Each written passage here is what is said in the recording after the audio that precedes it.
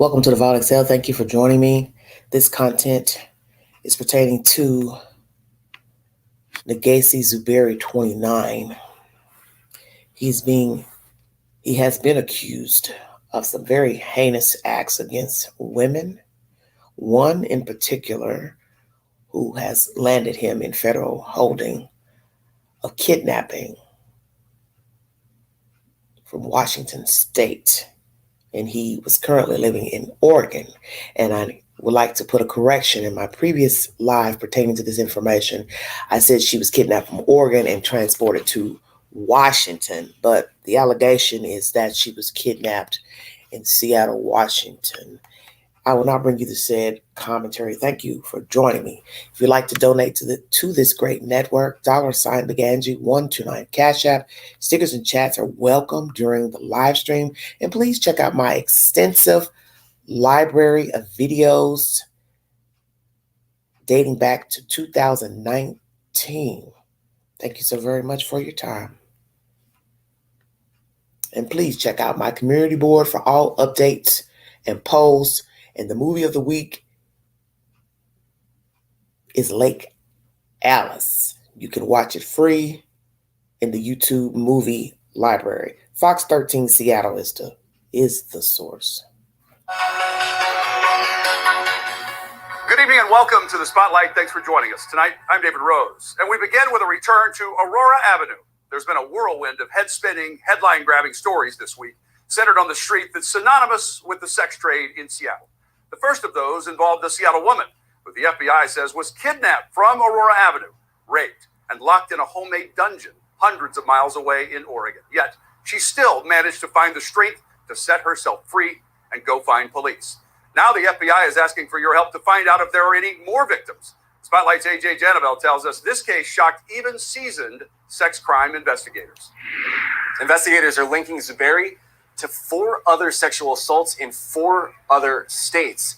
They say if it wasn't for this victim who was able to break out of the cinder block cell, he would still be out there. Some cases alarm even the most seasoned investigators. Wednesday, members of the Oregon FBI, local police, and the Attorney General's office discussed the terrifying details of a kidnapping in Seattle that crossed state lines. The disturbing evidence uncovered to date points to an individual's ongoing and escalating pattern of violence targeting women in multiple states throughout the country. Investigators say 29-year-old Negasi Zuberi drove about 7 hours north from his home to Seattle, Washington. On Aurora Avenue, documents say Zuberi picked up a woman for sex, then pretended to be a cop, pointing a taser at the victim and kidnapping her. Along the 460-mile drive back to his home in Klamath Falls, Oregon, documents say Zuberi raped the woman. Investigators describe Zuberi's home like something out of a horror movie. They discovered a makeshift cinder block cell with a metal door and a singular light bulb above for light. These are pictures of that cell. Investigators say in the face of a nightmare, somehow the victim found strength to fight back. She realized that she needed to get out of that residence because her life was in danger. And she took the substantial steps to force her way out of that cell. And then she ran out into public, flagged down the first vehicle she could find. And then she was taken to safety. Then 911 was called. At the home, police found evidence, including this note, seemingly showing the detailed plans for this crime. Reading, Operation Takeover, leave phone at home. Make sure they don't have a bunch of people in their life. You don't want an investigation. Once Zuberi realized the victim had escaped, it appears he fled with his family, making it all the way to Reno, Nevada, more than 250 miles from his home, where police caught up to him in a Walmart parking lot the next day. Following a 45-minute standoff, police arrested Zuberi. He faces 1 count of interstate kidnapping. That charge carries with it a maximum sentence of up to life in federal prison. The victim, if she didn't do what she did, we wouldn't be here today, and Mrs. Zuberi would not be in custody. I don't know why they are giving this much out. Sorry about that. That was a brief intermission. Ooh, a lot of information there. Very scary, very scary. Would be here today, and Mrs. Zuberi would not be in custody. Investigators would not say what if any connection Zuberi's wife has to this case. As of right now, though, Zuberi is the only one facing a charge. Investigators say they're most concerned with the possibility of other victims out there. They say that Zuberi has lived in about 10 different states over the last few years. They ask anyone with information to contact them. We have information on how to reach out to the FBI on fox13seattle.com. A collection of the crime scene photos, the full FBI news conference, and the link to the FBI's website for tips, all posted now on our website, fox13seattle.com. Meantime, a suspect... All right. Fox 13 Seattle. They do a compilation of different types of crimes in Seattle, and this is one of the stories that started off of this video that's in the YouTube queue. Let's go to another network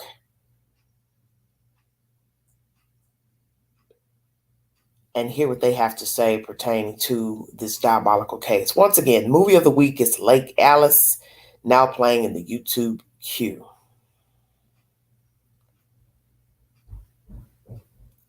FBI releases timeline of accused kidnapper Negasi Zuberi's past residences. 4 days ago, this content was uploaded. KOIN 6 News is the source. Thank you all so much for joining me.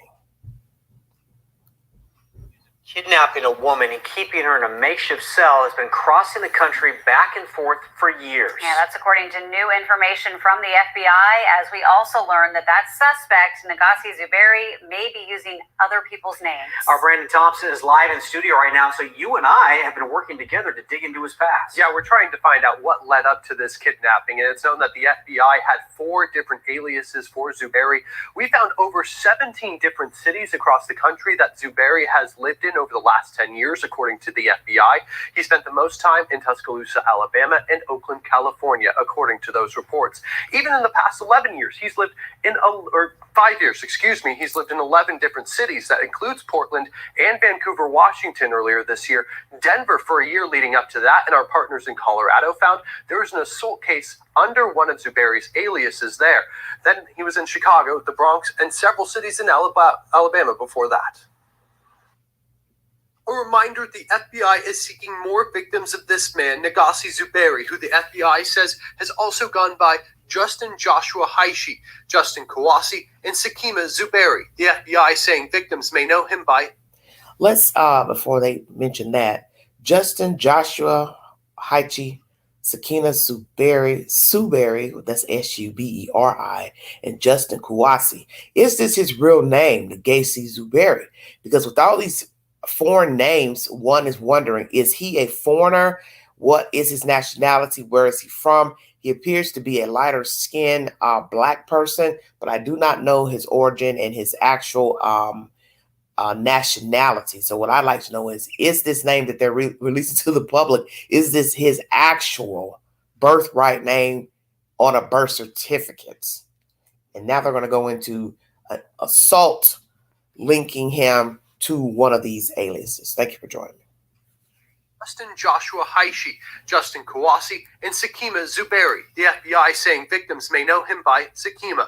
They arrested him after they say he kidnapped a woman in Seattle and kept her in a makeshift cell in Klamath Falls. The woman escaped, leading to Zuberi's arrest in July. Yesterday, we told you about the neighborhood in Vancouver where Zuberi was renting and where he was subleasing to several people. Neighbors say he was combative, showing us confrontations they had with him. We found a 911 call from that time as well. The responding officers noted the name Sakima Stringer. We found a LinkedIn profile under that name with a very similar appearance for Stringer and found a phone number as well. We called it. It turns out Stringer is a real person and did not believe any of this was real.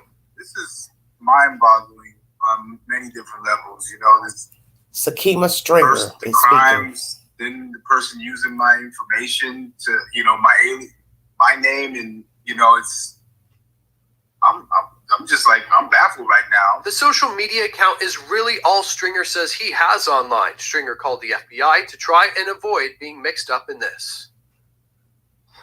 The FBI does believe they have been able to link 4 other sexual assaults to Zuberi. They are looking for more victims in this case and urge anyone to come forward with information about him. We also have information online for victims to reach out. As you know, I saw, the Sakima Stringer's real name, real phone number in this 911 log about the case in Vancouver. I called him.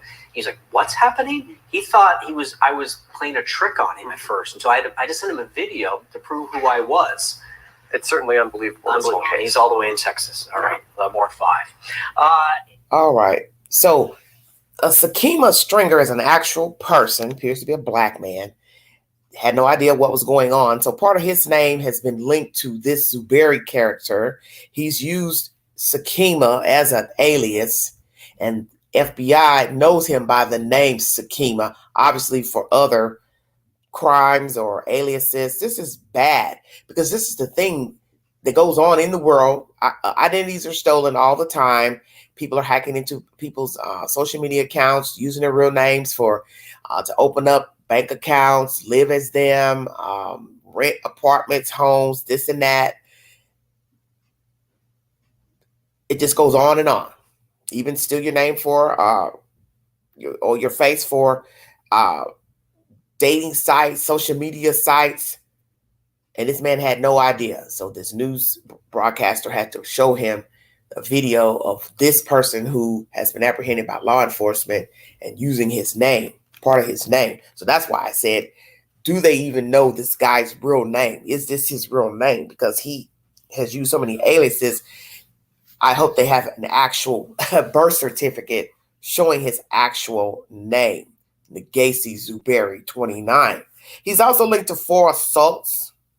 Did he commit those assaults? One may say he possibly did, because maybe they went to these women, show his photograph, and they said, yes, that's him. And they told him, well, he's now in holding for kidnapping a woman out of Seattle, Washington. She was a sex worker working the streets. And obviously, he had a plan.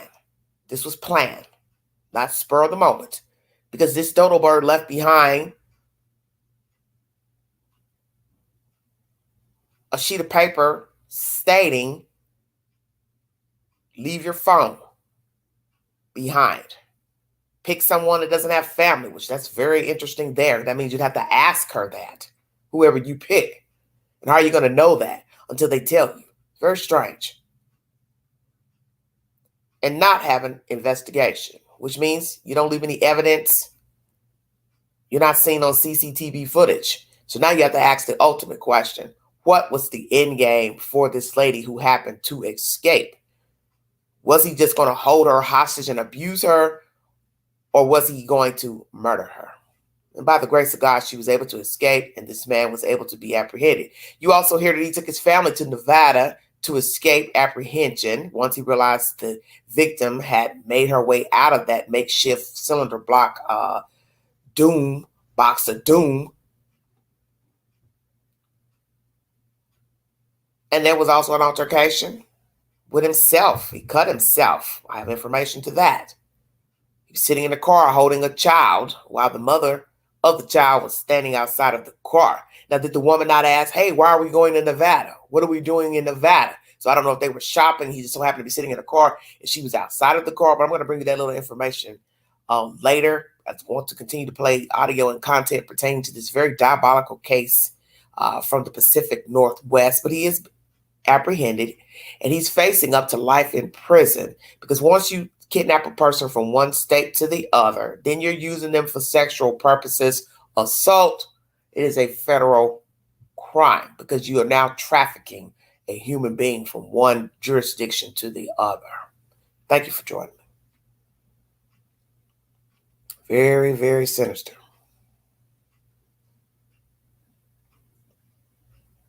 Once again, KOIN6 is the source of that information. Let's hear from a lady who used to date him. I don't know if she has children with him or not, but this woman is very oblivious to the information because obviously this lady who escaped had bloody hands beating her way out of the cylinder block makeshift box. She ran to safety, was able to get in contact with law enforcement. They obviously went back to this house to identify this place. She went in naturally to verify it, I'm sure. Probably didn't want to go back in, but I don't know if she did, but let's just say she identified the house. Law enforcement went back to the house to verify the house, found this place, took pictures. It is now being uploaded to many entities to show the makeshift room. And 9 times out of 10, I'm sure they ask her to describe it. Come on now. And this lady here wants to say he's not that type of guy. He's not that kind of guy to kidnap a woman and assault a woman. So what are you saying? He didn't do it to you. Well, maybe that's his thing. He picks and chooses who he wants to date and like and have sex with, and then he chooses another type of woman to kidnap, beat up, assault, or whatever he does with the women behind closed doors. KPTV Fox 12 Oregon is my next source. Thank you all so much for joining me. Very interesting how people can get the information and still want to deny the information and uphold the suspects. Very sickening. Zuberi. Story you'll see only on 12. We've been following a disturbing case of a Klamath Falls man charged with kidnapping and sexually assaulting a woman in Seattle and holding her in a makeshift prison cell in Southern Oregon. That suspect has been identified by the FBI as 29-year-old Negasi Zuberi. The FBI says that woman was able to escape and get help, leading to the arrest of Zuberi. The FBI believes that there are likely other victims. Fox 12's Adrian Thomas sat down for an exclusive interview with the suspect's ex-partner, who has 2 children with Zuberi. Okay, so let's have children. To the arrest. Negasi Zuberi's ex-partner is still currently living in the home in Klamath Falls, where the FBI alleges Zuberi held a woman captive in a cinder block cell. Oh, same home, Zuberi's same home. ex-partner is asking we don't show her face. This is very reveal her sinister. name to protect the privacy of her and their 2 young children.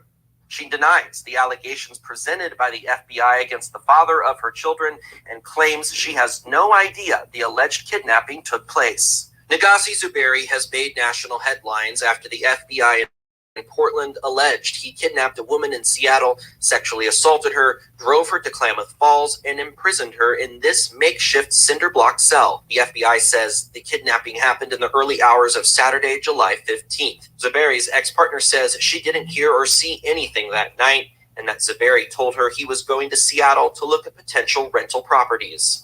So the FBI is alleging all of this happened on July 15th, that Negasi brought a woman that he kidnapped in Seattle here and imprisoned her. What did you see that day? Honestly, I went to bed like on Friday night. I was watching TV. I fell asleep on the couch, and then I woke up. I went, to the room, and I fell asleep. And then I noticed that he came home, and then he came to the room, and then I was kind of surprised. I was like, "Oh, you're back already?" And then he left, and then I was like, I'm going back to sleep. So I went back to sleep, and then, my kids are...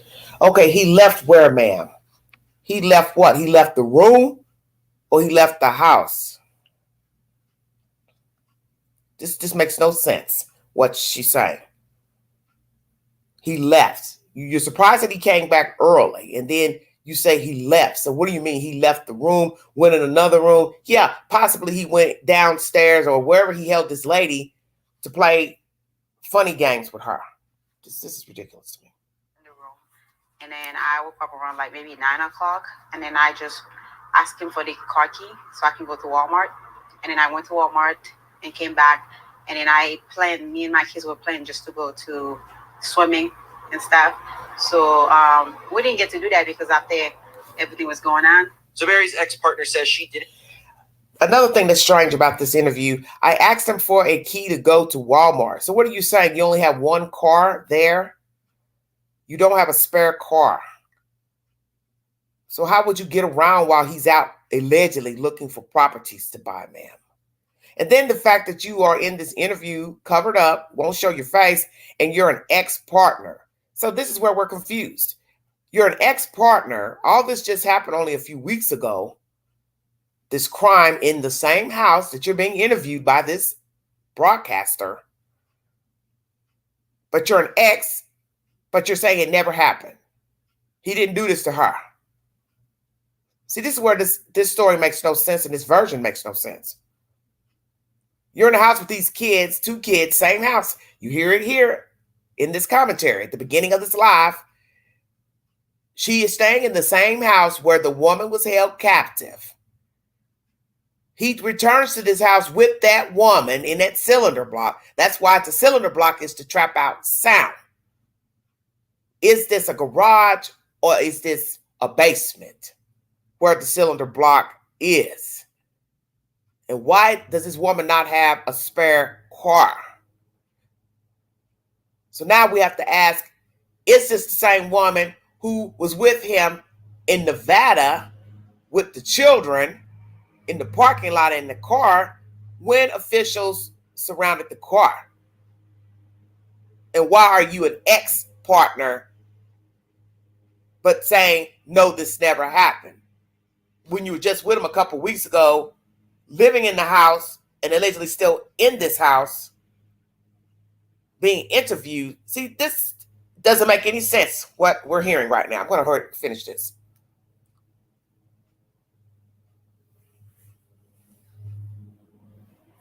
Everything was going on. Zuberi's ex-partner says she didn't hear any commotion that night, even though the FBI claims the kidnapping victim escaped from the makeshift cell in the garage by banging so hard on a metal door that she broke through it and ran away on foot. She later flagged down a passing driver for help, was rushed to the hospital, and led authorities to Zuberi's home. When Zuberi's ex-partner returned home from Walmart, law enforcement had already arrived and were questioning a person who sublet a room in the house from them. She says that same person alerted Zuberi to what was happening and found out he had already left town. The woman tells me she met up with Zuberi the next day in Nevada after he asked her to meet him on the road. Okay. He told me he was gonna go to Alabama and then wait until everything settled down to see what's going on. After they met up, the FBI found the couple outside a Walmart in Reno and arrested Zuberi following a long standoff where agents say he cut himself severely while holding one of his children on his lap and tried to destroy his phone. Zuberi's ex-partner wouldn't share many details about the arrest, other than it was a shock to her and the children, who later made their way back to Klamath Falls on a bus. That same day, Klamath Falls police served a search warrant where they discovered what appears to be a makeshift cinder block cell. Zuberi's ex-partner claims this is a misunderstanding. This cinder block structure in the wall, Yeah. or in the garage. Yes, yeah, it's a room. In the It's not a garage. cinder block. It's a room. They keep saying it's a cinder block. It's a room. He's just trying to expand. So you're saying he's building out a room. The FBI Yes. is saying it was a makeshift prison cell. That's What a do you lie. have to say to that? It's a lie. He never, ever. Like everywhere I know him, like he never ever brings something build something like that. All this man is doing is trying to expand. something. Everywhere I know Law him. enforcement also discovered these disturbing notes they allege were written by Zuberi. So what is she saying? Everywhere I know that we've lived. So what are you saying? Everywhere that you live with him, he made a cylinder block makeshift room to rent out to people. Who is going to want to live in that little bitty box within another room, ma'am? You need to stop this bullshit. The fact you had to ride a bus all the way back to Klamath Falls should tell you something. You didn't even have a car to drive back. Because 9 times out of 10, the FBI kept the car for forensics. Because he kidnapped a woman 9 times out of 10 in that same car. You ought to be ashamed of yourself sitting here talking to this person and you're an ex. Well, why are you an ex? As I said, this just happened a few weeks ago. You're sitting here saying he would never, but you're an ex. So what are you trying to tell us? You two were exes while living together while the woman was in the cylinder block? You're telling on yourself and you don't even know that you're telling on yourself. You're not making any damn sense. This is bullshit. See, this is what's wrong with the world right here. You have the sadists walking around pretending to be human, pretending to be decent. And then on the other side of the coin, you have these people who are supporting them. And some of them are in cahoots in the shit that they're doing out here to other people. And they're riding the ride. This is one of those bobbleheads right here.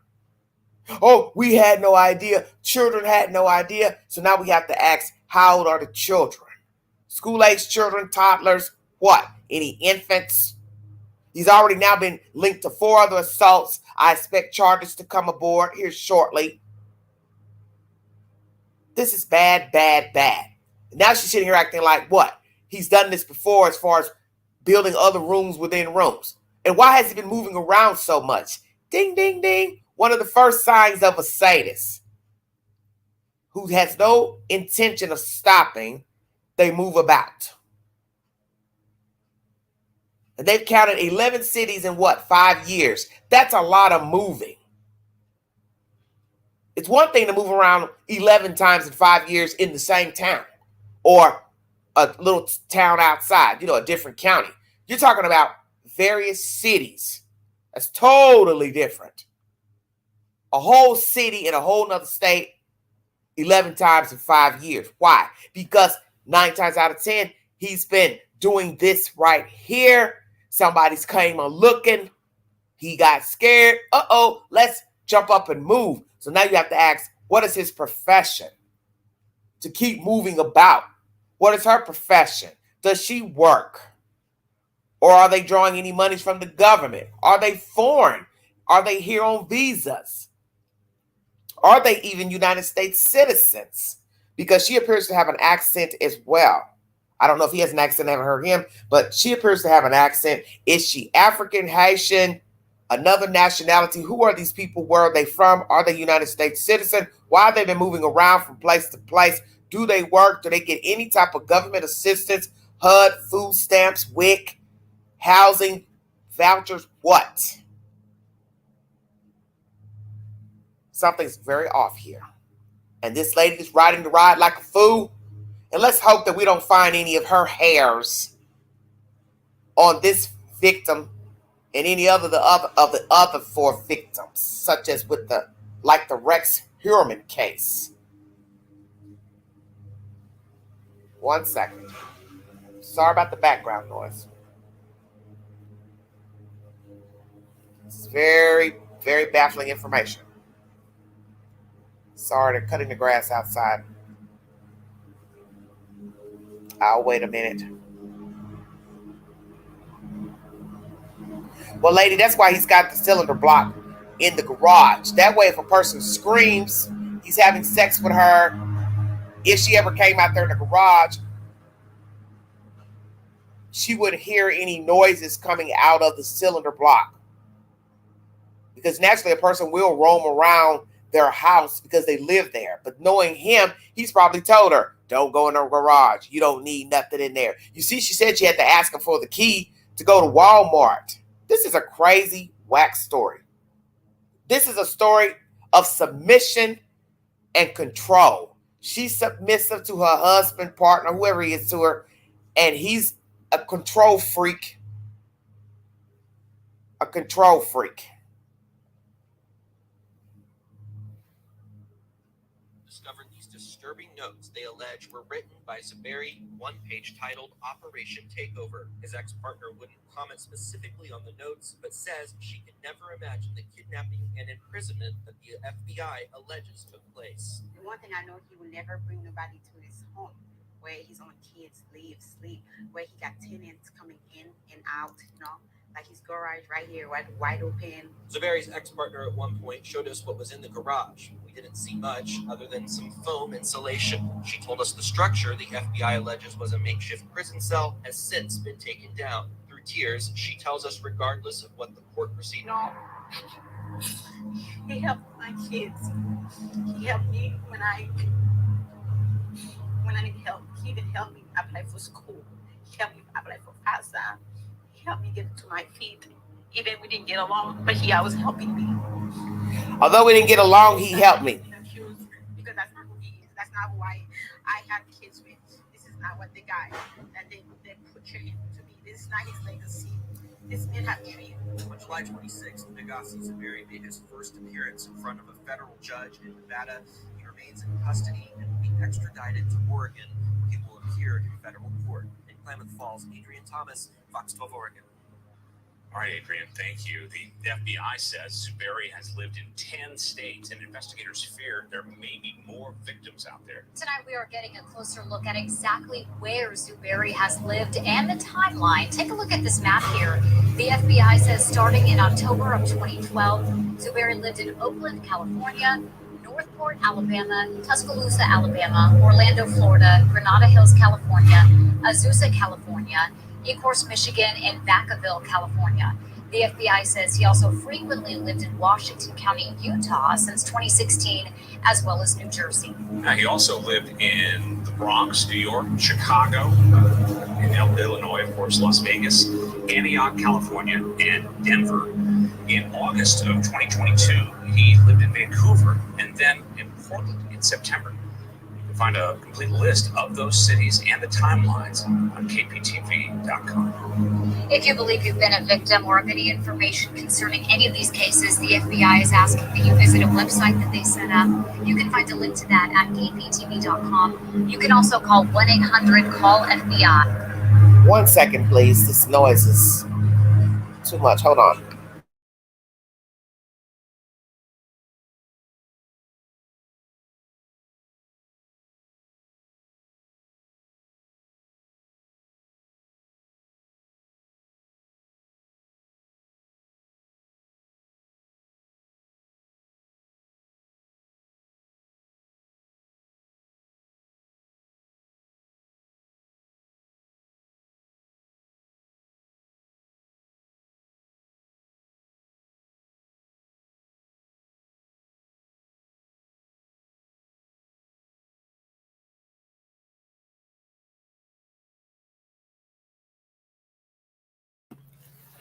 All right, everybody. There was so much background noise. I had to try to get all that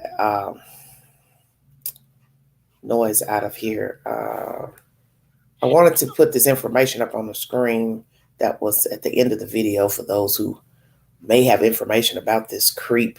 Hold on 1 second. I want to make sure we get this information out. Well, I don't see it now.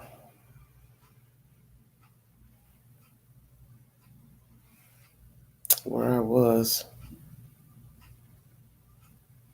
Okay,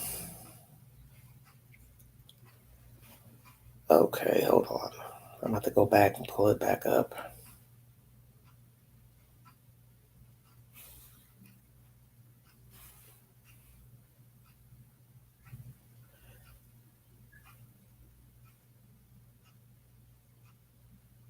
For some reason it's not coming up. Strange. One of the houses that they show is a very nice looking house that I'm assuming he lived in at one time because they keep showing it. I'm trying to understand all these places that he's moved around.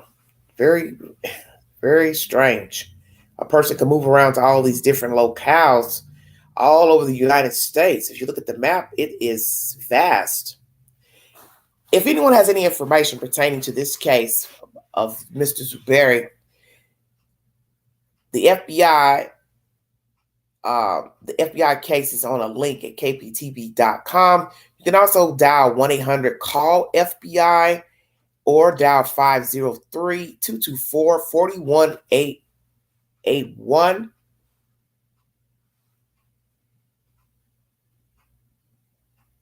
And there's another thing up here. I can't see what it says. Hold on.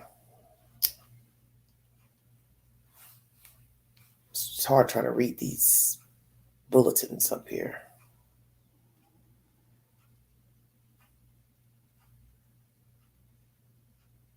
Tips.fbi.gov. Let's dissect what was said in this commentary briefly. There's a lot I want to bring to you pertaining to this case. Bring you the updates as they come in. You have a cylinder block in a garage, and they rent out rooms. He rents out rooms. The logic is that no one is going to want to rent out that small space within a garage. Because one, it's not even set up as a small room. A chair was in there. A light fixture was hanging in there. A fan was on the floor. A little small, like, desk fan was in there. How would that be something you would show someone to rent? Let's say the person comes over to the house and they say, where's the room? And you say, oh, let me take you to the garage. And this is what you're going to show a human being that you have for rent. A small space within a garage, basically in the middle of the garage, a cylinder block makeshift room. Why the hell would I want to go rent that from you? And the first thing that would come to my mind is something nefarious here is going on, and I'd run out of there like hell. Because I would think you're bringing me in there to lock me in there. Hell, I'm going to give you money to rent a cylinder block room within a garage. This lady is oblivious to what is going on. And I got a feeling they've always had problems because, one, they moved around from place to place. You can't build a whole life moving from state to state. So you have to ask the obvious questions about this storyline. How long has he known this lady? Why does she have children with a man? She's not married to him. He's not her husband. She's not his wife. It says ex-partner. They didn't say ex-wife. And why are you an ex when this story just jumped off as of a week ago? So see, that's strange to me. You're clarifying yourself as an ex-partner, but yet he ain't that type. This ain't his legacy. Well, guess what, Cookie? It is his legacy. He's a rapist. He's an assaulter. He's a sadist. And I got a feeling you've always known he's been this way. Because now we've got to ask, how long you two been together? How old are your children? Have you been moving around from state to state with Mr. Zuberi? This is some strange, strange business. And you're sitting here, don't want your face shown, but then you're defending him, but then you're also an ex-partner. Make it make sense. You're the in or out. Ain't no halfway in. This is not his legacy. This is not who he is. He wouldn't bring people here. You mean women, you mean. He wouldn't bring women there, allegedly, with his children there. Well, his children are hanging around the garage. They're in there with you. And I got a funky feeling you don't even go in the garage. The fact that you had to ask for permission to drive the car to Walmart tells me everything I need to know. You're either a willing participant in his foolishness, or you're submissive and you're playing blind. Because the evidence is right there. FBI law officials have come to the house. They've probably searched your house as well. And you're going to sit here and say they got it wrong. So you want us to believe this woman was bloody, and she pointed out your house. And she's not even from the state of Oregon, mind you. And then when they come to your house, there's a makeshift box in the middle of a garage made out of cement. And you've got an excuse to say, oh, he uses that to rent out to people, blah, blah, blah, when we already know that's bullshit. And the fact that he rents out rooms means you all can't afford to live in these houses. That's possibly your hustle as well. And he's possibly stealing other people's identities to hustle, to make money, get credit cards, rent spaces. He's probably got IDs of all these people. I'm betting you he has credit cards, bank accounts, and these aliases' names. And you've got to know something at some point, because he has to give your dumb ass money to go to the store and shop. And some may say I'm being cruel. I'm not. She had to have seen the evidence in that fucking garage. So for her to sit up here on a news broadcast and say he ain't that type of guy, he wouldn't do that, she's full of shit, and she's riding the ride as well. And I'm not upholding this crazy wench. Anytime a person tells you in your own fucking house where you can and can't go, you should be very leery. Don't go in the garage. Don't go in the shed. Don't go in the basement. Don't go in the cellar. Don't go in the attic. Why not? I live here. And I'm telling you, I know he's told her, don't go in that garage. I don't care that it wasn't a lot in the garage. That makeshift ass cement block was in there. That was enough. So I want to know, how are they paying the bills? Are they getting government assistance from HUD, welfare, WIC, what? Because all this moving around is very strange to me. And how are your children going to build substance in life moving about? You can't build friendships moving around. You're not in the military. So why is he moving around? So what has he been doing for a living to pay these bills? Because that's an okay house that's in Oregon. And then the house they keep showing with the 2-level and the garage facing front, very nice looking house, very nice neighborhood. That leads me to believe they've lived at that house, wherever the hell that is. I'm sure we're going to get pictures of all kind of houses in the next couple of weeks. See, you don't know people. And I'm sure everybody that's got something to say about this Joker, they're going to be saying the same thing. Oh, he spoke, he didn't speak, he seemed mean, blah, blah, blah. It's going to be all kind of crazy stuff. You got some white guy now coming out saying he locked a woman outside of the house one day in shorts. And the lady acted like she didn't want to tell him what was going on. I got a feeling it ain't this chick. Because this chick is sitting here look like she's got a skirt on. Probably don't even wear shorts. Fucking 100 degrees out west right now. There's something off. And when you look at her hands are darker skin. She had painted nails and darker skin. He's a lighter skinned guy. I want to know these people's nationalities. Are they African descent, Haitian, Hispanic? Who are these people? Where are they from? Are they legal citizens? Are they here on visas, work visas? What is going on? And all these different locations. See, a predator can move about easily when they're going from state to state, state to state, city to city. Because they do something over here, they do something over here. It's getting a little hot. Uh-oh, pack up. Let's go. Let's move over here. And if they're foreigners, that means they're not paying taxes if they're not United States citizens. So they've got money stacked up some type of way. And if he's stealing people's identities and aliases, that's another hustle for him to make money. It's no telling how much money he has. So when they go dig up his bank accounts, how much money are we going to find? Is there money stuffed in boxes or shoe boxes at this house? And then how is she going to make it? Because she doesn't strike me as a go-getter, and she doesn't strike me as a woman who works. And how old are the children? And she should feel shame. Running off with this fool. Naturally, FBI either followed her out to Nevada or they told her they're investigating. Tell them you'll meet them out there. I don't know how it went. But she came back on a bus. How about that? Did the FBI and the local police in Nevada pay for her ticket back to Oregon? Southern Oregon. Because I want to know who paid for the bus ticket.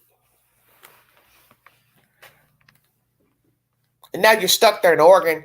Bet you don't even have a car to go do basic necessities with your kids. Take them to the park, take them to the zoo, take them to the doctor. Take them to school if they're school age. Because you've been depending on this thing that's been running around here, assaulting women, street workers. And the fact that he had a little note, she don't have anything to say about that either, does she? Why would he have a note on how to get away with a crime? Pick a person that doesn't have family. Don't take your cell phone. And don't leave behind evidence for investigation. Now, ma'am, please don't tell me you're this dumb. So what are you going to tell us? He didn't write that. Somebody else that lived in the house with you all wrote that. So now we're going to ask that question. How many people live in the house with him at the time before his arrest? What's going to happen to that person now that's been staying there in the house? And is this lady involved in any of the crimes committed in that house or any other locales where they've lived together? This is BADDD. And the fact that she's just plain dumb right now. He didn't do it. He ain't the type to do it. And then the way she talks to the broadcaster, the reporter. Although we don't get along, he has tried to help me, and he's helped me do this, and he's helped me apply to school, and you're talking about him like really he's an acquaintance. And not your lover. Not your baby daddy. If I was to walk up in earshot of this commentary with her, and I knew nothing about the story, the first thing I would think is this lady is talking about an acquaintance. Not a lover, not a husband, and not somebody living in her house, and not somebody that she has children with. He's always trying to help me. He's always trying to help me. Well, how's he helping you now? He's locked up. How's he helping you when he brought that woman in there and put her in that cylinder block and raped her repeatedly? Left behind a manifesto. Yet you say FBI's got it all wrong. You got the wrong guy. You got the wrong. They ain't got the wrong damn guy. Because that lady led them to your house, ma'am. The manifesto left behind your boyfriend, husband's, whoever you want to call them, handwriting. There wasn't even a bed inside the cylinder block box. So who would rent that? And if I was to walk up in somebody's garage and saw that there, first thing I'm going to say to myself, big girl, turn around and run your ass out of there. Because for one, it's too small. And who wants to be up in there with a door? Doing what exactly? Lady, you got to be ashamed of yourself. And the state needs to investigate you because you don't need to have children in your possession because your mind's not right. You're not mentally stable. Because if you're this oblivious to the information that's sitting right in front of you in your own house, then you do not need to be rearing children, and you do not need to have custody of a child. You don't even need custody of a dog or a goldfish because your mind ain't right. Now, I'll say this to anybody single. You want to be an ass and jump through hula hoops for a man single, that is your prerogative. But when you have children, you need to gain some sense of self about yourself. You do not need children when you can't think logically for yourself. That means you can't think for the betterment of the children. And you're, to me, a walking time bomb because you're defending this motherfucker when it's obvious he's a sadist. Oh, let's talk about all the fucking names they just mentioned on the news. So guess what? The FBI, they made that up too. They made up all those names. They made up all those aliases. They done made up all this information about where y'all done lived. You got it wrong. They got it wrong. You made a mistake.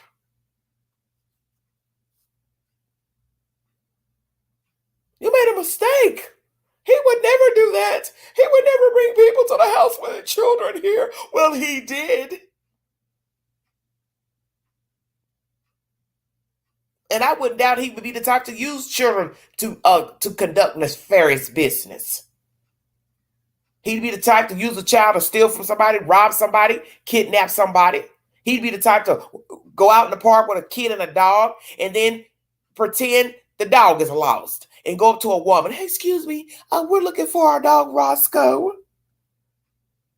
Yeah, that's the type of man you have. So you told on yourself when you said, well, sometimes we don't get along, but he helps me out a lot. Yeah. Good luck with that, lady.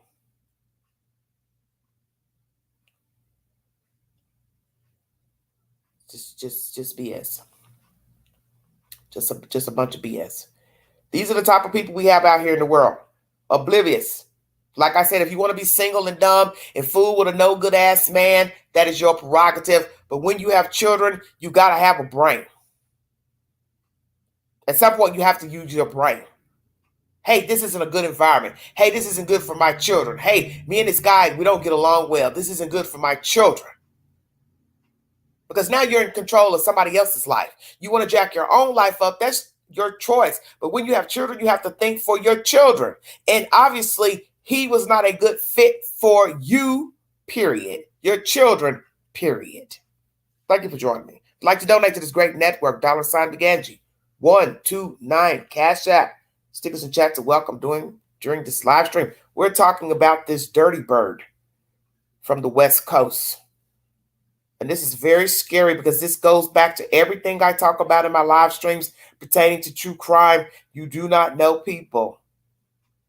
You do not know people. We have this case right now out of Long Island, New York, with the Gilgo Beach serial killer, and we have a wife who's possibly going to play the same game. I don't know anything, but yet her hair is on 3 different victims. So now we have to ask ourselves, in that case, did he bring those young ladies back to the house? And if he did, where was she and her children? So you have to pay attention to the details. And we now know that the house was hoarded up at some point in life. So when did it become hoarded? Did he bring those victims to the house? And how is it her hair is on 3 different victims? That's not good. As a commentator said earlier, someone on network said, 1 victim with hair is one thing, but not 3. 3 or more. That's pushing it. It is pushing it. So we have an ex-partner who was at the scene of this house when he returned from Washington State with the victim. So all this time, the victim is in the cylinder block in the garage. This crazy bat's in another room playing with her children. Let her tell it. He left. I don't know what she means when she say he left. He left the room, or I don't know what she's talking about. But the point is, all of these people are in the same damn house. And then we also hear her saying he sublets. So was somebody else living in the house at the time of this debacle with the lady in the box, the lady in there with the children, he's in there with the victim, and was there somebody else living in the house? This is bad. News Nation has content. Oregon suspect using same techniques as Dahmer Bundy. I believe Ms. Coffin-Daffer will be giving her public opinion in this commentary. Ex-FBI agent. Woman's daring escape from a concrete cell in Oregon after a violent abduction by this man. The 29-year-old suspect is in federal custody on interstate kidnapping charges. The FBI has now launched a multi-state investigation, and they're looking for other victims. This alleged kidnapper may have tried a similar thing or two a time before. News Nation's Alex Capriello is following this investigation for us. Tonight, the FBI is putting out an urgent alert, searching for any other women who could have been hurt, kidnapped, or imprisoned by this man, 29-year-old Negasi Zuberi. The call to action comes after shocking new details emerge about a Seattle sex worker who Zuberi allegedly kidnapped after posing as an undercover cop, driving her 7 hours to his Klamath Falls, Oregon home and sexually abusing her along the way. The woman forced to live in this tiny cinder block cell in his garage. The FBI says the woman punched her way to freedom, hopping a fence and flagging down a passing driver who brought her to safety. The woman fought for her life, beating the doors and the walls of this cell with bloodied hands. Court docs show once he realized she escaped, Zuberi fled to Reno, Nevada, where he was arrested the very next day. News Nation's Portland affiliate spoke to one of his former neighbors. He described Zuberi as aggressive, who sought out confrontations with others. For him, it was more like, you know, I'm the man, I'm taking charge. And so when I found out about even like the whole pretending to be a cop, and I'm like, that's not surprising from him, you know, because that's probably he's a con artist. That same neighbor recalling a number of red flag moments in the past, like one time when he saw a woman locked outdoors in shorts in 30-degree weather. I'm like, do you want me to call the cops? No, don't call the cops. Like, freaked out. And I'm like, okay, is there something going on inside the house that we need to know about? She's like, I can't tell you guys anything. What's happening? Almost like her life wasn't threatened if she did speak. The FBI is now on an urgent search for any other potential victims. Zuberi has lived in at least these 10 different states. A website has been set up for other women to come forward if they feel they were ever at risk. Now, as Alex Capriello reporting, here to discuss this case further is News Station's law and justice contributor, Jennifer Coffin-Daffer. She's also a former FBI special agent. Jennifer, thank you so much for being here with me this evening. You hear these type of things, and it has to give information to investigators, but where do investigators go from here about finding other potential victims over such a huge area? Well, really, the media is going to be huge in helping the FBI, and that's why it's important that they put out that bulletin that they did, and that this story remains in mainstream media focus. because it's going to take that for individuals to come forward now that he has been arrested, and they can be comfortable, hopefully, with coming forward with their stories. I know of at least 4 others that I think have come forward in terms of having been sexually assaulted. And we're looking at least 10 states here, Nick. I think there's going to be a trail of sexual assaults throughout this trail. Jennifer, how do you charge those crimes federally? You mentioned 10 states across so many different states. Well, right now he's charged with kidnapping because he kidnapped and transported across that state line. So this is good news because it's a minimum of 20 years and he could be looking at life for federal kidnapping. So this statute 1201 has a lot of teeth. Jennifer, the FBI says Zuberi may have even used other methods of gaining control of women, including drugging their drinks. Is it possible some victims don't even remember what happened to them? It is very possible, and the techniques he's using have been used by many serial killers. Right now, we just know that he's a serial rapist, but many others, as an example, Bundy used the posing as a police officer. Dahmer used drugging. So it's very interesting to me that he's using the same modus operandi. Thank you for watching. Go to newsnationnow.com to find News Nation. Modus operandi. Well, that's expected when you're up to no good. You have to have a way to get to people depending on what you're trying to do with them. And as I said, we don't know if his intent was to keep her, let her go at some point, or the worst case scenario, murder her. But nonetheless, he wanted to get away with the crime because he wrote it down on a sheet of paper. That's enough for me. I'm just glad she was able to get out of there. Obviously, the room that he built was not sturdy because she was able to get out. But the part of the story that you don't hear is where was he while she escaped? When she was able to make herself out of this room, where was he at? Was he at work? Was he out shopping? Was he out scouring more women to pick up? Was he even in the same city, state? Because you heard the lover, ex-lover, say when he got wind of this story, he fled so it could cool off. Are y'all hearing this? These are her words now. Yeah, he fled because he wanted to cool off. Oh, honey, this is national news, baby. Ain't no cooling off. He's in federal prison, or he's in jail on a federal charge. There is no cooling off. He's the hottest story going besides Mr. Rex Heuermann. No cooling off. What you meant to say is he fled because he knows he kidnapped her. That's what you meant to say.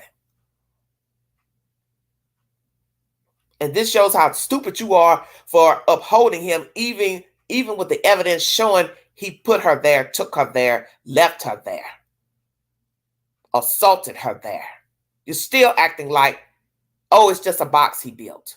You all got the wrong guy. He would never do this. Oh, he just fled because he wanted to cool off. Meaning he did this and he fled and was apprehended. You don't want to say that.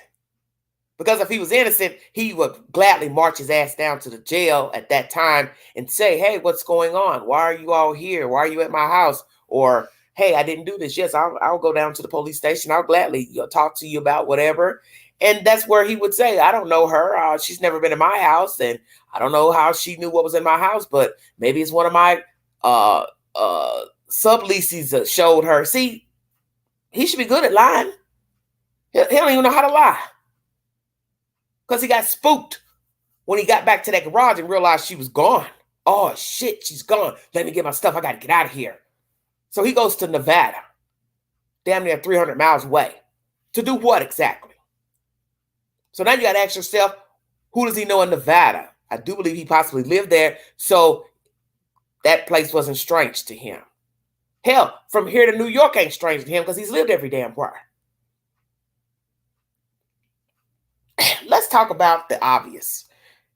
There are many men and women in the United States.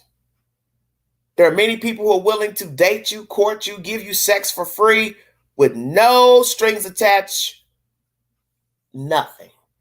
And yet you have people like him, monsters like this Zuberi character, who want to take the cookie, the nookie, hold you hostage, beat you up, strangle you, torture you, murder you for their own self-gratification. And even if they decided not to kill you, why do you have to rape a woman? I don't understand. Because a lot of women will give you the sex for free. So that's the part that I don't get. So let me guess. The drugging of the woman, the sexual assault of the woman with or without drugs, must be your psyche saying, well, I'm attracted to her, but I don't know if I'm her type. She may not want to have sex with me, so I'll just go on and drug her or take it anyway, and I don't have to worry about being turned down. Is that the motive? Is that the motive? Excuse me. The motivation. Excuse me, because I'm confused. What is the motivation for sexual assault? Besides power. They always say it's power. But there's still a sexual, it's in sex. So you'd have to be wanting the person as well sexually. Because you can control a person in many ways without having sex or trying to take sex from them. Violating them, rather. Mind control. That doesn't involve sex. Such as I'm sure that's what he had over this lady. Mind control. And I won't doubt she's talking to him in jail.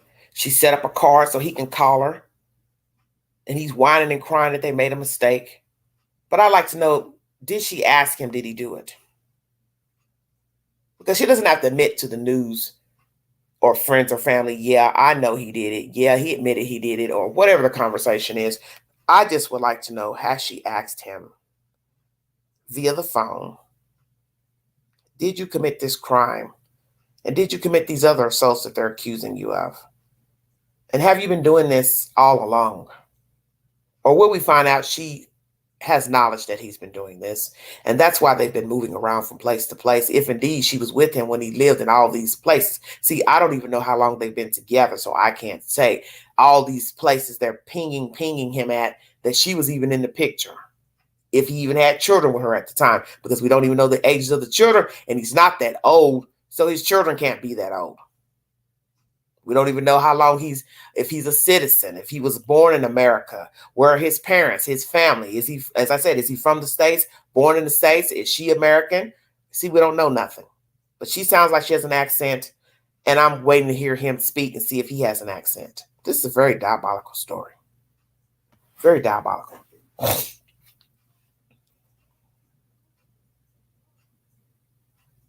Just goes to show you don't know people.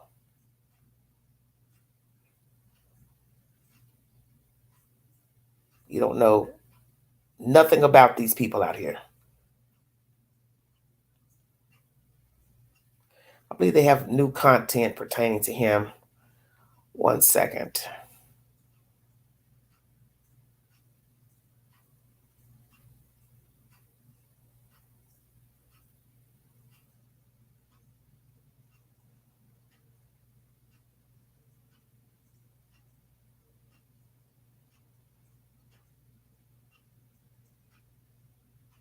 Because I thought I saw something recent uploaded a day ago. Okay, and they also are saying that he appeared on Judge Judy. Yes, you will see that. I will gladly share this to my community page. Here he has a low-cut haircut.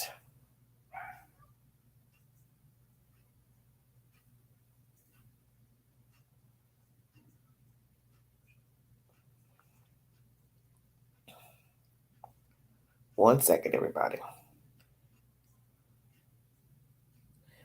Let's play this content. Inside Edition is the source, uploaded 20 hours ago, everybody. New information. Yes, it is a scary story because this is what happens in America and abroad.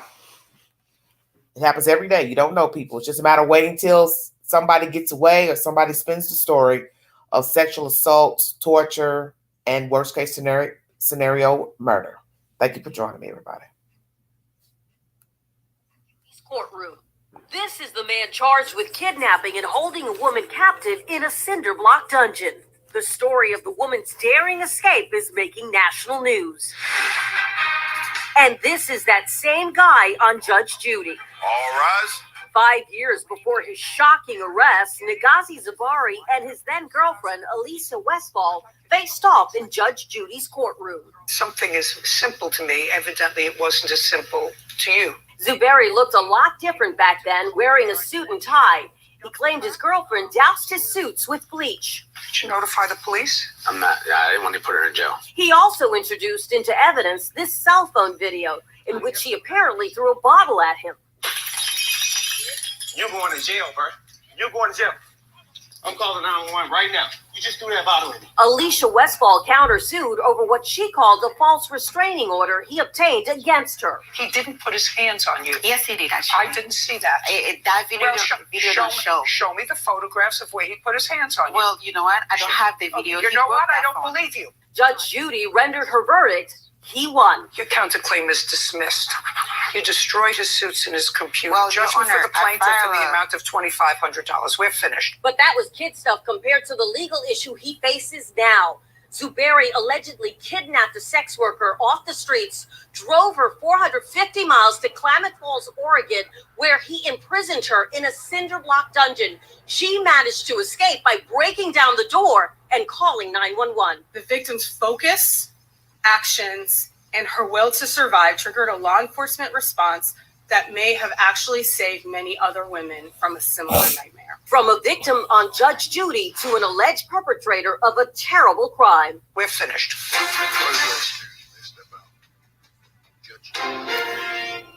Well, there you have it. Inside Edition, 5 years beforehand. Let's give them a thumbs up for that commentary. So let's ask ourselves now the obvious question. Is this the same lady who's speaking that he's not the type? I don't know, because I really couldn't hear her speaking with Judge Judy rambling on and on, because the lady in the commentary I played you earlier seems to have an accent. You can see this was wintertime when this footage was filmed of her throwing the bottle. They're outside. There's snow on the ground. And it does look like an inner city apartment building. So was this New York, the Bronx, or some other city? I do not know.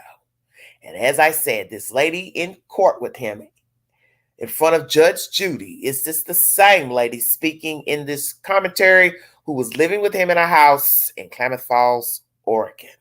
What a mess. Isn't it interesting when we hear these sinister people walking around have been on reality TV, game shows, Wheel of Fortune, Judge Judy, Big Brother, so on and so forth. Interesting. Woo! It never stops when it comes to madness. It just never stops. I'm trying to find a video that I saw a day ago. Well, we have commentary from a former roommate. Let me share this as well. To my community board, please check my community board for updates and polls, because I will put up one pertaining to this diabolical story. Live now from Fox is the source, everybody. Thank you for joining me. New information after the man was taken into custody, accused of kidnapping a woman in Seattle, driving her to Oregon, and trapping her in a cinder block cell. Investigators say the victim was able to escape from that cell, scale a fence, and get to a nearby road where she flagged down a driver. That suspect seen right there on your screen, identified by the FBI as 29-year-old Negasi Zuberi, but one of that suspect's former roommates knew him by a different name. That roommate, James Dunn, joining us now live to talk more about all of this. Thank you so much for taking the time to be here. Thank you for having me. This is like a white guy. First off, just kind of tell me about this guy. what he was like as a roommate and who he was really? I didn't necessarily know much about him. His life was, fairly secretive from the time, 8 months that I lived in Vancouver with him. I had met him originally through Facebook Marketplace. I had taken a promotion. I was down in Portland, so I needed a place to stay. And, nothing really raised any red flags, at first. Other than he just wanted someone that was going to pay the rent and kind of keep to themselves. And that, it sounded fair. And I've dealt with, similar situations, but nothing like this where, it's ended up being, such... I'm shocked. This is something that I wouldn't even be able to imagine someone be able to do. And that's what I was going to ask is how did you find out what had happened, these allegations? And when you hear that about a guy that you lived with, what are you thinking? So my former roommate had reached out to me and he kind of let me know, hey, this is going on. Have you heard about it? I was in shock. I couldn't necessarily even, fathom, thinking about this kind of thing, and that it would just, this is something that happens, it's something that you see out of a horror movie. Have police been in contact with you at all about this so far? I know that they are looking for other possible victims, so they're speaking to people kind of all across the country. Have you been in touch with police? No, I haven't. Have you thought about reaching out to them, or are you hoping that they're possibly going to see something like this and reach out to you? If they feel that they need to reach out to me, I'm happy to provide any information. Let me interject here. Oh, Lord have mercy. Here we go. The commentator is asking him, has he reached out to law enforcement? He says no. How bad is that a former roommate of yours told you about this mess with Zuberi? You do not think to call police to say, hey, I was his roommate at one time, blah, blah, blah, give them the said information. You go straight to Inside Edition or Fox or whomever. Excuse me, I'm on the last commentary. Fox or whomever. But this is live now from Fox. Are you all following what the Queen is saying? What is wrong with you people? You sit here and say, well, I never noticed anything nefarious, blah, blah, blah. I've just paid my rent. Okay, but I'm trying to understand, when somebody finally told you what was going on with this guy and you realize that's somebody's house you room with, you don't think to say, well, let me call law enforcement to let them know, oh, yeah, I live with him. I didn't notice anything nefarious or anything. Or maybe that's the reason why you didn't contact law enforcement, because you didn't notice anything hanky-panky. So, hell, I ain't going to get involved. But I'll surely call Fox and let them know. Ask yourself, does that make any sense? Yeah, I'm cynical today, because I call a spade a spade. You don't want to talk to the police just to say, hey, I've roomed with him, didn't notice anything. But if you have any other questions, let me know. But let me go run to a news syndicate to say I'd roomed with him, but I still didn't notice anything. This makes no damn sense to me. I'm done. Let me finish this BS. What was he like as a roommate? Because you said you didn't really know him too well. Anything at all that kind of stands out to you when you think back and you realize this is the guy that you were living with? Is there anything that kind of sticks out to you? He was constantly gone within night hours. I wasn't necessarily sure what he did for, a full-time job. We were all paying the rent on this place. And from my understanding, he had painted the picture that he was a property manager. He had multiple properties throughout the country, and that's essentially how, in his words, he achieved financial freedom. And I was like, that's cool. That seems like a lot of work, and I'm happy doing what I do. So I kind of just took it as that, and I was like, all right, you're gone. So did Zuberi own different properties?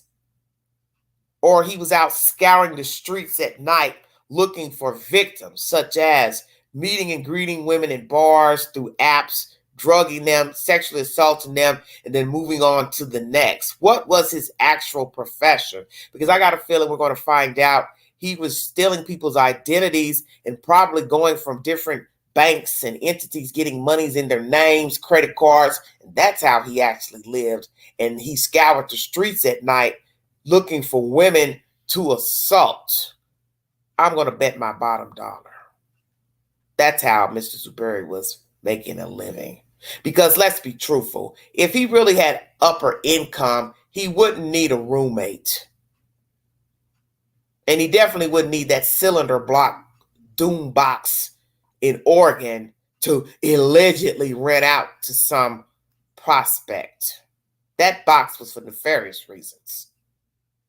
And somebody needs to tap the shoulder of that baby mama, because she needs help in the thinking department. Let's finish this commentary. Thank you for joining me. At night, you do your own thing, but never would I have imagined that this was the kind of person he was. Does it make you almost think twice about using, let's say, Facebook Marketplace or something of that nature to find a roommate? Does it make you, I guess, kind of second guess that at all?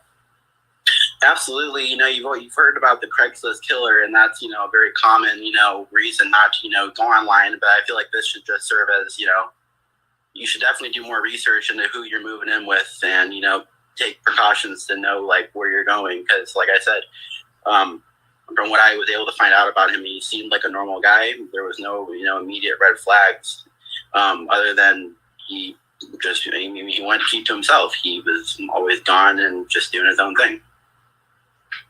Gotcha. Well, James Dunn, thank you so much for taking the time to join us here. As you think back to what the last few days have been like for you since you found out, I mean, what goes through your mind as you think back on this here?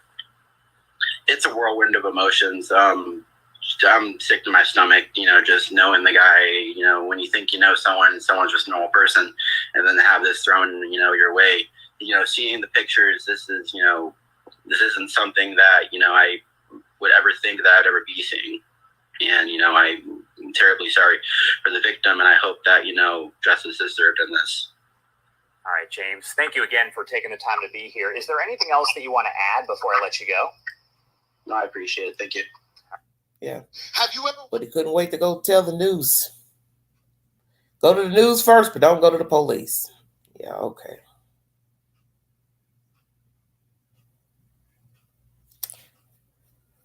There was some commentary uploaded 15 hours ago pertaining to serial killers. Is upbringing to blame for developmental of potential serial killers? That's a very good question. I'm going to share that to my community board. News Nation is the source. Because that's a very good question. Because we've learned with sadists that the upbringing has had a lot to do with their mindset, which led to the sadism in the first place. And I think most of us know this. This is what forms us. As Dr. Phil would say, your childhood is what forms you. Forms your identity as a human being. How you're treated, who raised you, the environment in which you were raised, how people talk to you, what they subjected you to. That forms your identity. And your identity is formed, at a young age. It is not saying that you're going to behave the same from childhood to adolescence to adulthood, but some people do carry adolescent behavior into adulthood, such as being very childish, immature, popping off, impulsive, not knowing how to make good decisions. But somebody has to rear you. It's not saying that you're going to always do what's expected of you or how your family wants you to behave and act, but it helps that someone will set the tone for maneuvering in life. How you dress, how you act, how you think, teaching you basic skills, mathematical skills, how to balance a checkbook, how to carry yourself, how to talk. And then we know life can bring about change. You can start off one way and then you change depending on how you have been treated. All those are little factors in how you become an adult and how you navigate as an adult. This is a very good question. Very good question. Is upbringing to blame for the development of potential serial killers?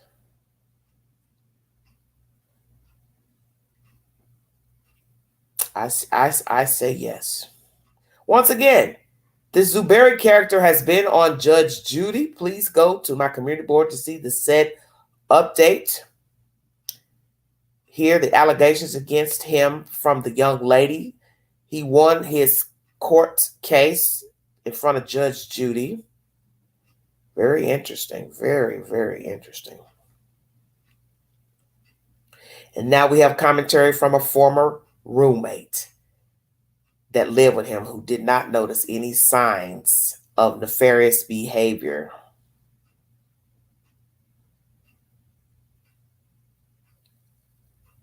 We now have more information. Now, News Nation is my next source. Thank you all for joining me.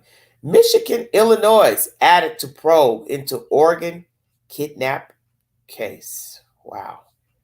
The plot thickens. She's live right now from Portland, Oregon, the scene of this crime. Nancy, I am so weirded out, perplexed, grossed out, all of the adjectives about this, but I'm very curious about Illinois and Michigan. These are two states were not originally tied to this fella, Zuberi. Why these two states?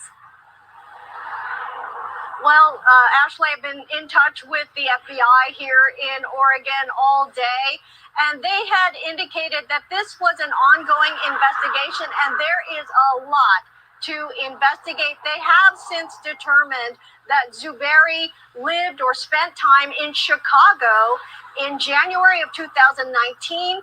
He was also in Ecorse, Michigan in April of 2017. So that brings it up to 12 states from 10.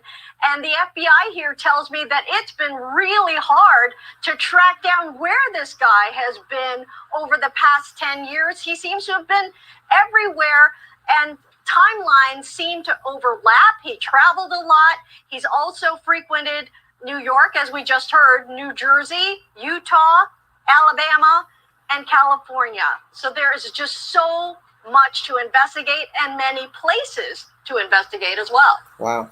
And it's also tricky because that whole Judge Judy clip had a different name because he apparently has these aliases. I'll just name three that I have, at the tip of my tongue. Justin Kouassi, Justin Heish, that was the Judge Judy name, Sakima, no other name.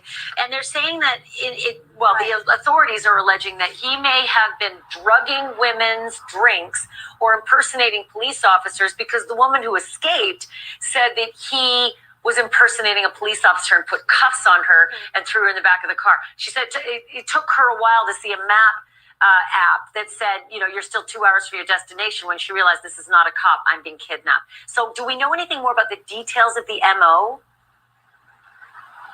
No, we don't at this point, but he started out in Seattle, drove her all the way to Klamath Falls, which is in southern Oregon, and that's where that cinder block cell is. But this is why the FBI is just pleading to the public to come out with any kind of tips. Ever since they revealed that they have arrested Zuberi, they have gotten a flood of tips. There are other potential victims out there, correlating with the states which have been reported already. They're also hearing from people who've interacted with Zuberi and his other aliases. They're also hearing from a lot of relatives of the missing, hoping to find answers in their cases. So they've got, links to at least 4 more sex assaults in 4 different states. Then, of course, these 2 new states, Illinois and Michigan. You've had a chance to talk to some neighbors where we have the known crime, sort of the genesis of all the information comes from this cinder block cell in the garage. What are the neighbors saying? What do they know about the crime, the woman who escaped, her condition, anything else? Well, before he went to Klamath Falls, he was here in the Portland area, just to the north. He was renting a townhome in Vancouver, Washington. That's where we spoke to neighbors who were obviously very glad that he no longer lives in the neighborhood. But that home has since been rented out again. I did speak to the landlord, who has described Zuberi as just Let me go back to that house. Hold on. Vancouver, Washington. That's where we spoke to neighbors who were obviously very glad that he no longer lives in the neighborhood. Now, where she's walking to in the second part of the split screen is a very nice neighborhood. This is the neighborhood where I was speaking of before, and they're showing pictures of this neighborhood on lots of the videos. This is in Vancouver, and it's a very nice neighborhood. You know, houses are kind of close together. They're 2-level houses. Garage faces front, faces the street alongside a doorway to enter into the home. And you have to ask the obvious question, which I've asked: how did he afford to live in this nice house? Did he have roommates in this house? Now you're getting ready to hear he wasn't such a nice tenant. Is that true? All the places he's lived, has he had roommates? Did he kidnap women and take them to any of these houses? Were any of them drugged? This incident with this lady who got away, she's able to look at her destination via her phone. So that means her hands weren't cuffed to where she couldn't hold a phone, which I find that very interesting, that he will allow her to have access to her phone to look at while he's transporting her to another state. A lot of craziness. Let's finish this commentary. But that home has since been rented out again. I did speak to the landlord, who has described Zuberi as just a terrible person, didn't pay his rent. He changed the locks to the home against policy. Neighbors complained of barking all the time because he was raising pit bulls there to sell. And he was also subleasing spaces in the house, like every single open space in the house he was subleasing. So neighbors said there were all kinds of people coming and going from the home at all hours of the day. They were seeing just people who did not belong in the neighborhood. We spoke with one woman who visits her sister right next door, and she described the garbage and just the weird situation that was next door. But here's what a bit of what she had to say. Everybody's coming out now. It was definitely just such a weird situation. Like, it wasn't a comfortable. Yeah, it was just off. I remember talking, like, even with my sister and as a family, I was like, I want them, they should move. Yeah. Like, we want them to move because it's weird. So it was sometime after he moved out of that townhome in Vancouver, Washington, that they moved to Klamath Falls, and that's where the cinder block cell was found by authorities just recently, and that's after he had met a sex worker, allegedly kidnapped her on July 15th in Seattle. So a lot of places and people to keep track of. Yes. Yeah, but I just can't imagine what that woman, A, went through, and then B, is going through still, because that is just it's a scene of a horror movie when you think of what she went through. Apparently all bloodied, so bloodied that she left blood marks on the fence that she jumped over, which was why they could actually identify the scene. Nancy Lou, thank you for doing the job out there. Really appreciate it. I thank you for watching. News Nation is the source. Michigan, Illinois is now added to the locales of places he has lived. A neighbor's sister speaking out from Vancouver, Washington. Why didn't the sister speak? Why is your sister speaking about this storyline? You live next door to him, her, whoever was all living in the house. Why not speak? You don't have to show your face. And be thankful that he is in custody. Because imagine all of you people coming out and giving your rendition of what it was like living by him, with him, and he would still be on the run. He could easily show up to your door and handle his business. So let's be thankful that he is apprehended. You hear her use the word they. They lived here before moving to Klamath Falls, Oregon. So is she speaking of the woman who has the children with him, who was at the house where the victim was abducted to? That's what I like to know.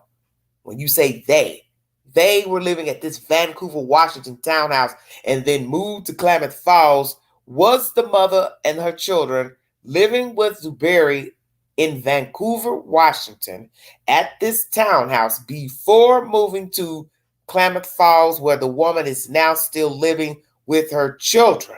Because you hear allegations of trash, different people subletting the house, different people coming and going all times of day and night, dogs barking. He was raising pit bulls, possibly breeding them. Problem with the landlord, probably from all these, complaints.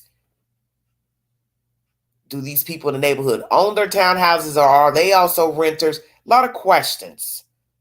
We will see in time if we get the answers. But what was he doing in all of these states? cities. Stealing people identities, defrauding people, raping, assaulting.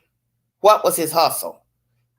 He's claimed to be a real estate person, investing in properties, blah, blah, blah. But we know that makes no sense, because if you are in real estate and you're making enough money to where you can go out here and buy properties, you wouldn't need to sublet your own house. Rent is high, yes, it is. But if you're getting rent from other locales, you could take part of that money to pay your mortgage or rent where you are living. I think this guy was just doing whatever he could find to do to make ends meet. And if that meant stealing from people, defrauding people, stealing identities, using fake names, then that's what he did. And eventually he got caught. Amen. Because there's no telling what he was doing. And if you got a person out here stealing, robbing, stealing identities, one thing leads to another. And we've learned that people will cross over one crime to another to cover the crime they did over here. And sometimes it leads to murder, such as rapists will become a murderer. A rapist will become a murderer because he doesn't want to be apprehended. He doesn't want to be a suspect in a crime. So he says, well, I'm not going to stop raping, but I can kill my next victim. She won't tell. And that's my fear of what was going to happen to this lady in the cylinder block. That was the purpose of building that. Keep her there until I tire of her, and then discard her when I'm done with her. Nobody will know anything. Pick up another victim, bring her in, lock her in that box, do what I want to her, repeat. Because he wrote it down on a sheet of paper. As not to have an investigation. And that is why rapists become murderers. I don't need an investigation. I don't need to be ID'd. I don't need to be swabbed for DNA. No body, no telling. This is bad. This is really bad. I'm going to try to bring you a little bit more information. I'm getting a bit winded in here. Hour and 31 minutes into this live, but I want to make sure I'm bringing everything that I've gathered thus far pertaining to this this wicked human being. He's a monster, and by the grace of God, he is off the street. Prayers for Knoxville. A tornado touched down yesterday, and some apartment buildings and homes were ruined. First time in 70 years, an F2 has touched down in this locale. Very, very strange information. But prayers to those who have been affected. Bill Cosby has been sued again. A singer is alleging he drugged and assaulted her. That is the latest information. And also, Suge Knight may have to testify at Keefe D's Tupac trial. And a Minneapolis ex-officer has been sentenced to 4 years or so in the killing of George Floyd. That's that two-tail character. Got a lot of information I'm bringing to you.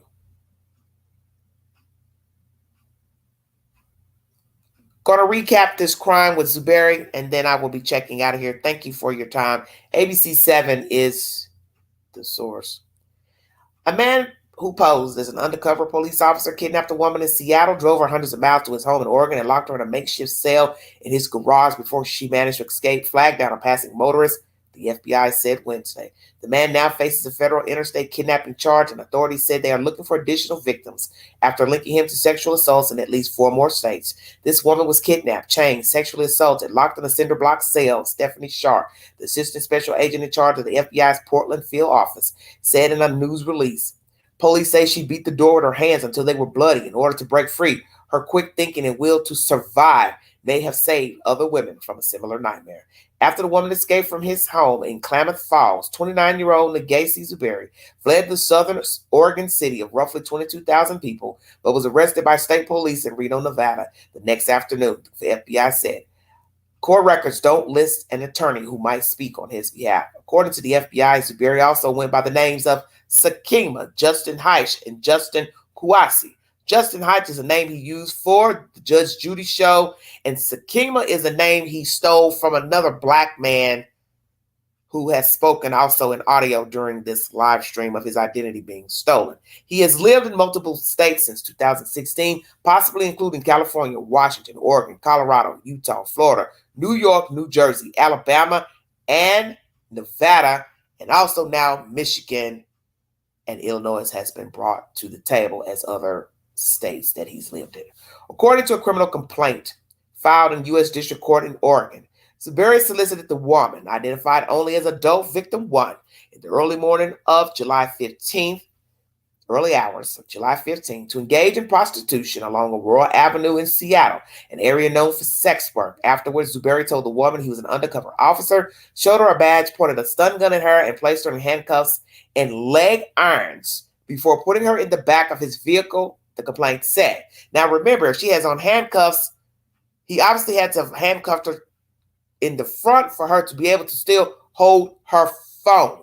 Why would he let her have access to her phone knowing he's kidnapping her and taking her to another state? That's very strange to me. He then drove the woman to his home in Oregon, stopping along the way to sexually assault her, the complaint states. So that means he would drive down the highway, stop the car, and then what? Get on top of her, sexually assault her in handcuffs and leg restraints. So did he put her in the back seat of his car or the front of his car? Front seats, which is it?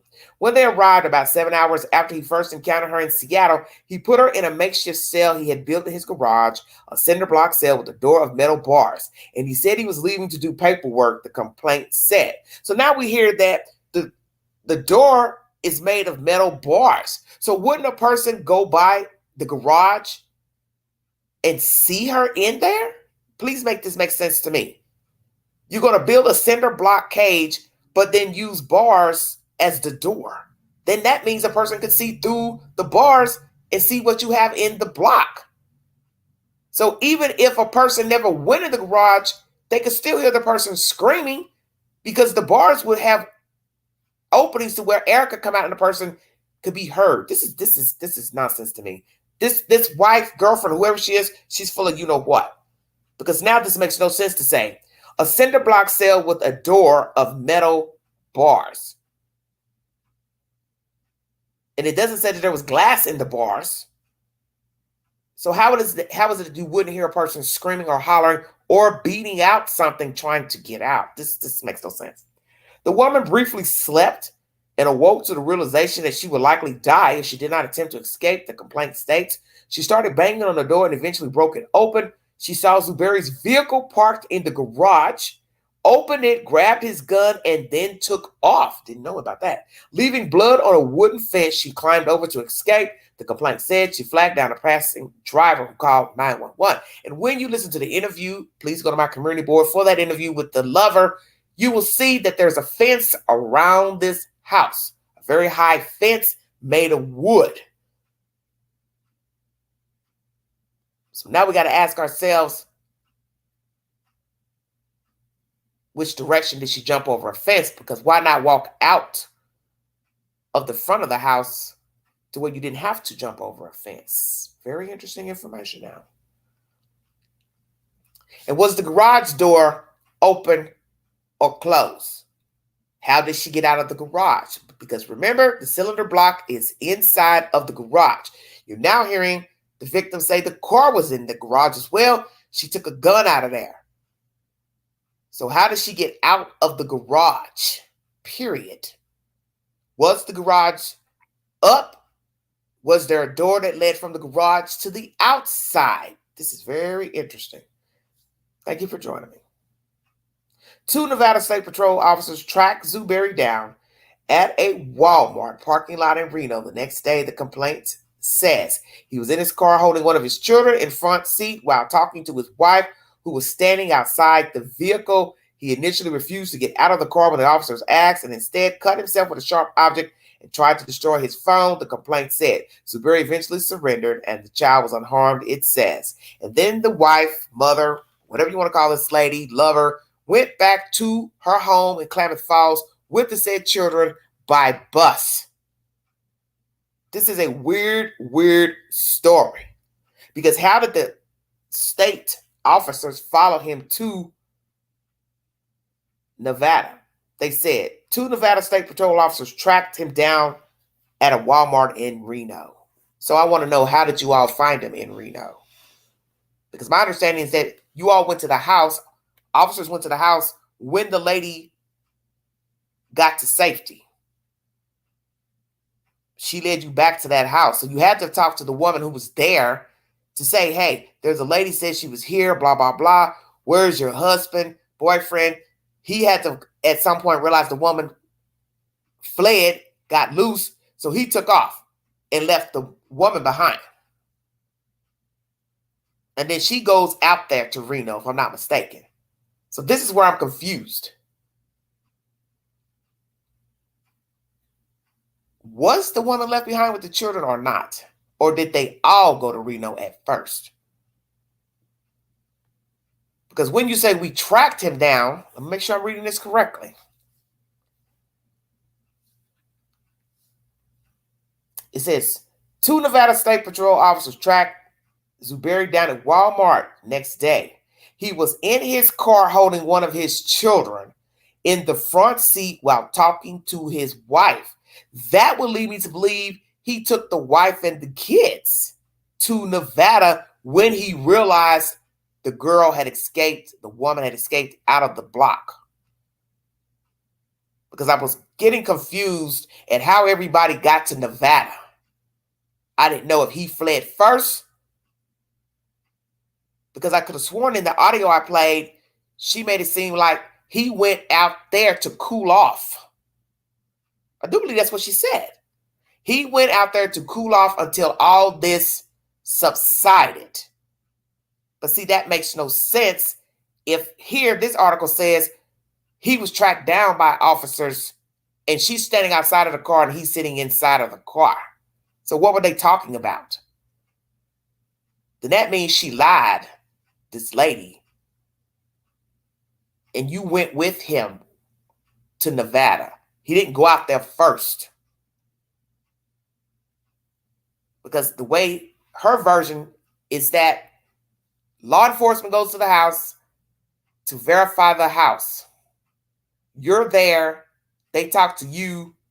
Zuberi's already gone. And then you later get in contact with him, and then you travel out to Nevada to meet him, talk to him, whatever. But the way this sounds, you were already in Nevada with him. You had to be there, because how did he have the child in the front seat with him? And you're standing outside of the car. That would lead me to believe you were already in Nevada with Zuberi. So which is it? Because I'm confused at these articles now. Did she flee with him initially when he found out the woman was out of the cylinder block, or he left on his own and then sent for the girlfriend and the kids later? I'm confused. Or she's lying. She took off with him. He gave some half-baked story of why he needed to go to Nevada. It was an emergency. Or he told her the truth. And she just lied to the news people when they gave her the interview. And she knew all along that a woman was in that cylinder block. Stay woke, everybody. What is the truth? Because you hear in this article, the door was made with bars. So you have to ask yourself, how much of bars were in the door? A little bit of bars at the top with a cutout that a person could see out of. And then the rest was what? All cylinder block, metal, what? The whole door was metal? Well, it couldn't be all metal because it just said the door was made of bars. I want to make sure I'm repeating all this correctly because I'm confused. She was put in a makeshift cell he had built in his garage, a cinder block cell with a door of metal bars. That's what it says. Door of metal bars. So that's why I'm asking. How much of the door had metal bars? Just a peekaboo out, square, circular bars, and then the rest is all metal down to the ground? Or the entire door was made of metal bars? Because she was able to break her way out of this thing. So did he just build it and it hadn't been cemented properly or fully, and that's why she was able to break out? So you have to ask all these questions because you got to make it make sense per information from law enforcement, per version from the woman who was living with him. And I think she's lying because there's no way they can say, well, we tracked him to Nevada at Walmart and she's standing outside the car talking to him. So you have to use deduction. Did he take her out to Nevada? Or she showed up a little time later and met him there and then just so happened to be standing there in the parking lot when he was tracked? Or she spoke with authorities beforehand, told him that he was in Nevada, and then she went out there on her own, and it has to be by bus because she came back to Oregon by bus. Which is it? That's my question. Did he tell her the truth and made her get in a car with the kids and go out there to hide out? Or he fled first and left her behind with the children, and then authorities coerced her to tell them where he was? That's my update pertaining to Zuberi.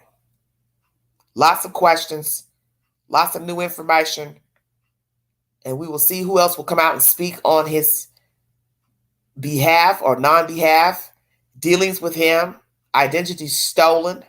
How many people's identities has he stolen? What's the due damage? Because I got a feeling he's opened up credit cards, checking accounts, loans, all that in other people's names. And why would he start using aliases in the first place? That's question number one. Is he a legal citizen? Is he from America? Is she from America? How many kids does he have? How many complaints do they have against him from landlords? How many women has he sexually assaulted, drugged? How many more women will come out and say they were accosted by this man? Does this woman have knowledge of him raping, assaulting women, stealing other people's identities? Is she a part of the scheming and scamming and defrauding of others' identities and also the assaults of other women? Will we find out she has been a willing participant all along, but she has lied to the news when she gave this interview? And as I said before, I do not believe she needs to be rearing children because she's oblivious to the wrongdoings of this man. And I got a feeling she knows a lot more than what she's possibly told law enforcement because she loves him. But love ain't enough. Love doesn't pay bills, and love never disrespects the other party. It never has. It never will. Thank you for joining me. God bless all of you. Have a wonderful week. Lake Alice is my movie of the week, now playing in the YouTube queue. Please take the polls on my community page. Like, share, subscribe. Pass this content along to other platforms. And please check out my extensive library of videos dating back to July 2019. You have been listening to The Vault. Exhale.